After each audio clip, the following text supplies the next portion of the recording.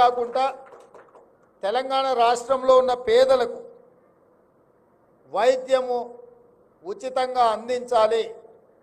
ఏ పేదవాడు కూడా వైద్య సహాయం అందక మరణించిండన్న వార్త తెలంగాణ రాష్ట్రంలో వినకూడదు అని మా ప్రభుత్వం నిర్ణయం తీసుకున్నది.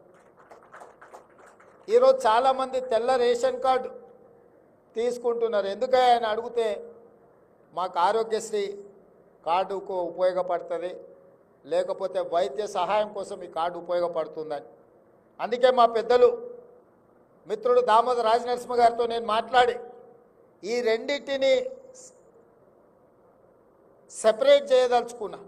ఈ రాష్ట్రంలో ఉండే ప్రతి పౌరుడికి ఒక హెల్త్ కార్డు ఇచ్చి ఆ ప్రతి పౌరుడికి ఒక హెల్త్ ప్రొఫైల్ బిల్డ్ చేసి ప్రాథమికంగా ప్రతి వ్యక్తికి ఉన్న బ్లడ్ గ్రూప్ కావచ్చు, అతనికి ఉన్న చిన్న చిన్న సమస్యలు కావచ్చు, పెద్ద సమస్యలు కావచ్చు, ముందే వాళ్ళ హెల్త్ ప్రొఫైల్ హెల్త్ చెకప్ చేయించి వాళ్ళకు ఒక యూనిక్ కోడ్ ఇచ్చి ఒక డిజిటల్ కార్డు ఇస్తే అతను ఏదైనా హాస్పిటల్కి వెళ్ళి ఆ డిజిటల్ కార్డు హాస్పిటల్లో ఇస్తే కంప్యూటర్లో ఒకసారి ట్యాప్ చేస్తే అతనికి అంతకుముందు ఏం టెస్టులు చేసిండ్రు, ఏ వైద్యం అందించిండ్రు, అతనికి ఏం సమస్యలు ఉన్నాయి, అతను ఏం మెడిసిన్స్ వాడిండు అంతకుముందు, ఇప్పుడు ఏం చేయాలి అన్నదాన్ని కూడా డాక్టర్లకు వెసులుబాటుగా ఉండడానికి ఈచ్ ఇండివిజువల్ పర్సన్కి ఒక హెల్త్ ప్రొఫైల్ కార్డ్ని క్రియేట్ చేయాలని మా ప్రభుత్వం ఆలోచన చేస్తుంది.